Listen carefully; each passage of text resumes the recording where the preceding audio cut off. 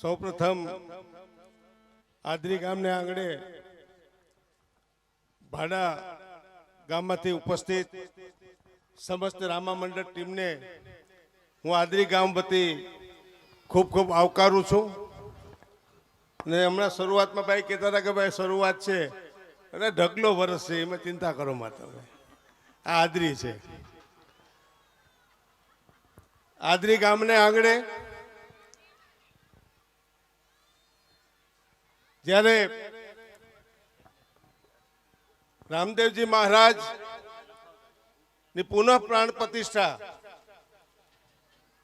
જ્યારે આજે સંપન્ન થઈ હોય, 3 દિવસ સતત ભૂદેવોના આશીર્વાદથી સતત કાર્ય અમારા ગામના લોકોએ અને 46 જોડિયા બેઠા હતા, એમણે સતત પરિશ્રમ કરી અને આ કાર્ય પૂરું કર્યું છે.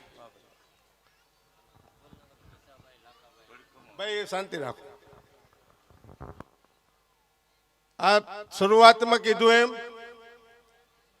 પુનઃ પ્રાણ પ્રતિષ્ઠા શું 3/5/2023 નો દિવસ છે આજે. મિત્રો, એ દિવસ યાદ કરતા હું ખૂબ આજે આનંદ થાય છે મને. 3/5/74 ને અહીંયા જ્યારે રામદેવજી મહારાજ પધાર્યા છે ત્યાં મંડપ આપણે ઊભો થયો હતો ને અહીંયા આપણે મળ્યા હતા. આજે 49 વર્ષ પૂરા થઈ અને આવતીકાલે 50 વર્ષમાં પ્રવેશ કરશે. ત્યારે અહીંયા મંડપ કરવામાં આવ્યો હતો અને મંડપ પણ 25 દિવસના ગાળામાં 60 વર્ષથી નીચેના માણસો એને આ મંડપ યાદ નહીં હોય, પણ બરાબર મને 14 વર્ષનો હતો આ મંડપ મેં બરાબર માણ્યો છે. એટલે હું યાદ એટલા માટે કરાવું છું. મારી બહેનો માતાઓ બેઠી છે, વડીલો બેઠા છે, યુવાનો બેઠા છે કે મંડપ આ જગ્યા ઉપર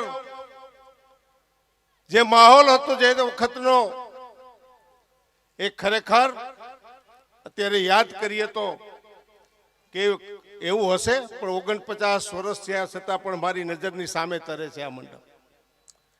મિત્રો, મેં કીધું હતું પહેલે દિવસે ગામની મીટિંગની અંદર કે ભાઈ 74 ની અંદર ગામમાં રામદેવજી મહારાજના આખું ગામ મય બની ગયું હતું 15 દિવસ.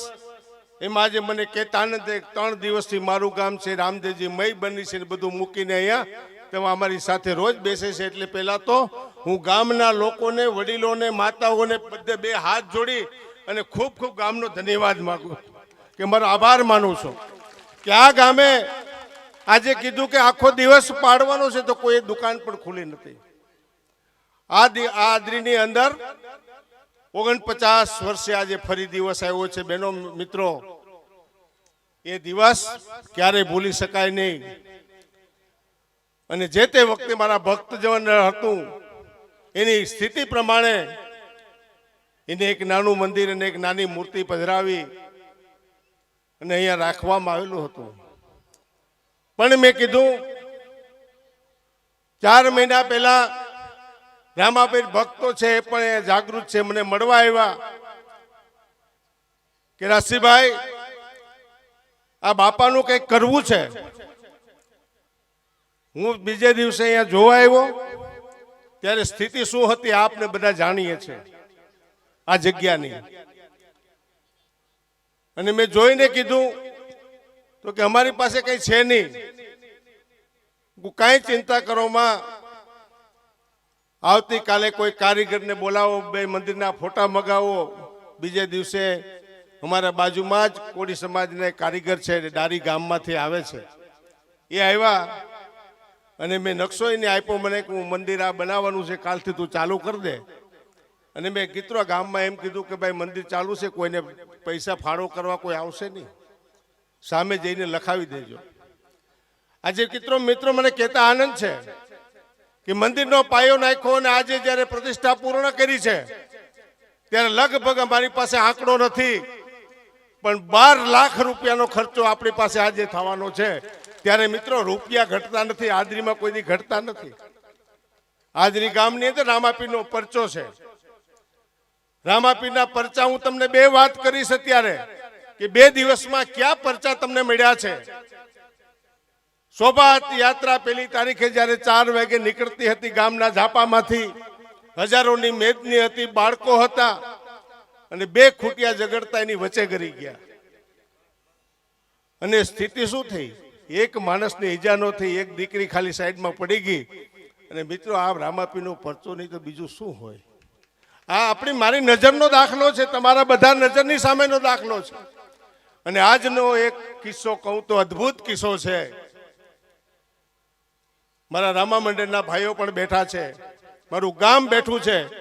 આજનો કિસ્સો જ્યારે 12:30 મુહૂર્તે ઉગત સૂર્ય જ્યારે તપતો હોય ત્યારે મીંડું ચડાવવાનું હતું.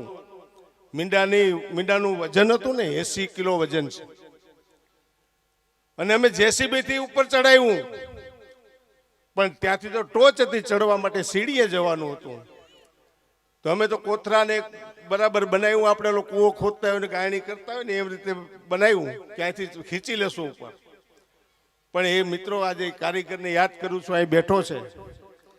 એની એમ કીધું કે બાપા મને છૂટ આપો તો મારે ખંભે લઈને હું સીડીએ ચડી જાઉં. હું કહું તારો 50 કિલો વજન છે ને 80 કિલો તો આનું વજન છે, તો તું ક્યાંથી ઉપાડી શકીશ? તો કે એક વખત રજા આપો રામાપીરનું નામ લઈને. અને મેં એમ કીધું કે ચડી જા. ત્યારે 5 જણાએ મીંડું ખંભે મૂક્યું ને એ માણસ સીડીએ સડે રાટ ગયો. એ મિત્રો રામાપીરનો આજે જાગતો દાખલો છે, આજનો જ દાખલો. 12:30 વાગે. એટલે એને પણ હું વિનંતી કરું છું, અહીં બેઠો હોય તો ભાઈ આવે અને એનું પણ એક શાલ ઓઢાડીને સન્માન કરો. નારાયણભાઈને હું કહું મારા ઉપસરપંચને કે ભાઈનું સ્વાગત કરે. નહીં, તમે કરી નાખો. ફોટો બોટો પાડજો એટલે એને બતાવવા થાય. આ જીવતો દાખલો છે આજે હાજરીનો. હાજરીની અંદર જ્યારે એકતા થઈને આખું ગામ રંગે ચંગે મંડાણું છે, ત્યારે આજે આ જાફરાબાદ તાલુકામાંથી આવે છે. એટલે આ તાલુકાની તમને તાસીરની ખબર ન હોય, પણ આહિર સમાજનું ગામ છે, 8000ની વસ્તી છે. અને અહીં સમરસ ચાલે છે, બધું સમરસ, કોઈ વિવાદ નથી ગામની અંદર. અને હું છું અહીંયા 38 વર્ષથી સરપંચ છું. 38 વર્ષ થયા. આ કોઈ નાની વાત નથી. હમણાં 40 વર્ષ પૂરા થાય એટલે મેં એક વાત કરી ત્યાં જે ગામને હું કહેવા માંગુ છું કે મને 40 વર્ષ પૂરા થશે એટલે હું કામ કરી શકું એમ નથી. મારી પંચાયતની બોડી છે ત્યાં સુધી કામ કરશે.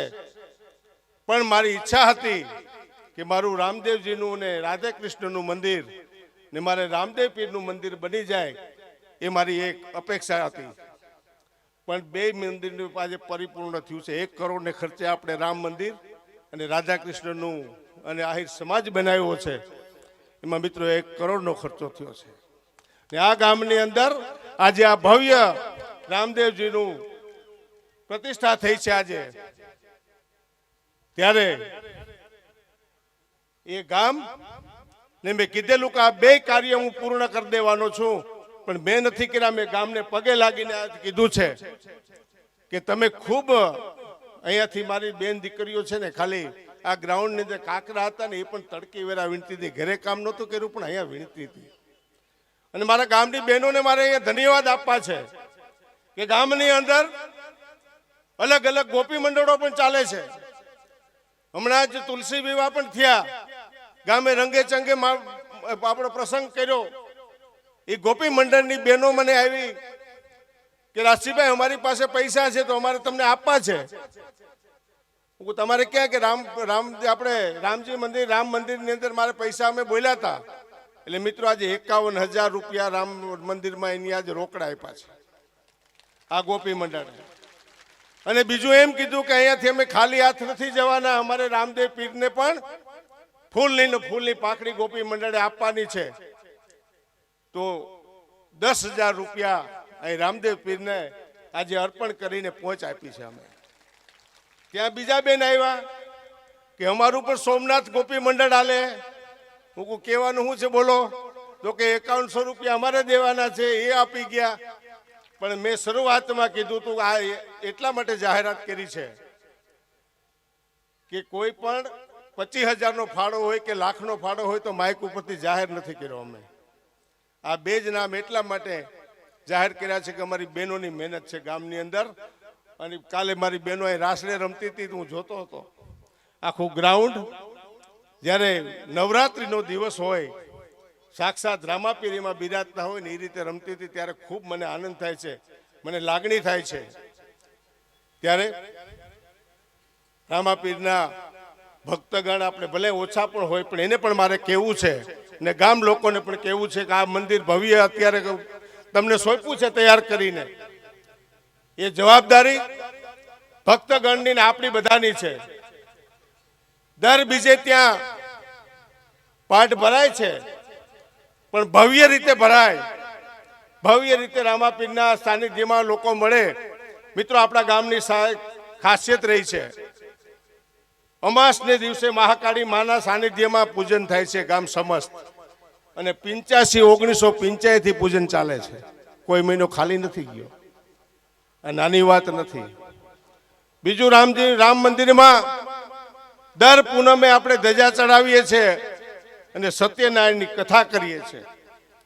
અને હવે આ ત્રીજું મંદિર આપણું છે, એમાં દર બીજે મારું ગામ એમાં સહકાર આપીને ભક્ત થોડા જાગૃત થાય.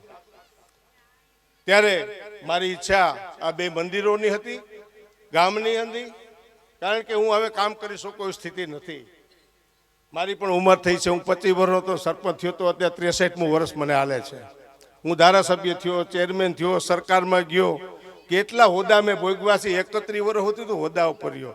એ આ મારા ગામના આશીર્વાદથી રહ્યો છું મિત્રો. મારા ગામના ખૂબ મને આશીર્વાદ મળ્યા છે.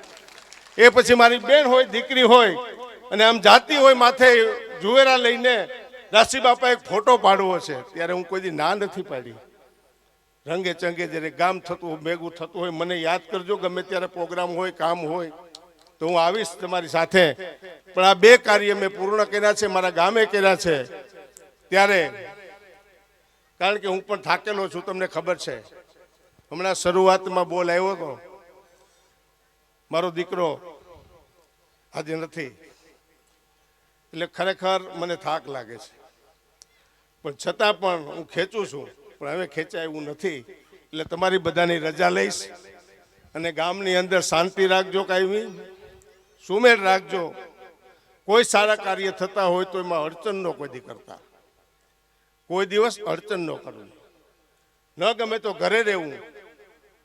આ ગામનો વિકાસ રૂંધાઈની ગાંધીનગરની અંદર આદરીનું એક અજોડ નામ છે. ત્યાં સુધી ગુજરાતમાં ચમકતું ગામ હોય ને આ ગામને ક્યાંથી લઈને મેં ક્યાં મૂક્યું છે 35 વર્ષમાં ખબર છે. કે આડહર હોય ને એના ઉપર, વરા ઉપર આડહરને 1 કિલો લાગતો હોય, પણ વરા છે આડહર ઉપર એટલે બધા ખીલા આડહર ઉપર આવતા હોય ને, આડહર તરીકે મેં ખીલા કાઢા. આ ગામની સેવા કરી છે. છતાં પણ મને કોઈ અફસોસ નથી. મને ખૂબ ભગવાને આપ્યું છે ને ગામના મને આશીર્વાદ છે, મારી મા કાળીના મને આશીર્વાદ છે, હવે રામદેવજીના આશીર્વાદ છે. ત્યારે ગામને શાંતિથી રાખજો, વિકતા નહીં. હું હવે લાંબો સમય કામ કરી શકું એમ નથી, તો તમે પણ મને વર્ષ 2 વર્ષ તમારે યારે રહીશ, પછી મને મુક્તિ કરજો અને હું પણ કાંઈક નિવૃત્ત જિંદગી સારી રીતે જીવું. મને એમ હતું કે નિવૃત્ત થાય મારું કોઈક સંભાળશે, પણ સંભાળવાવાળો વયો ગયો, શું કામનું.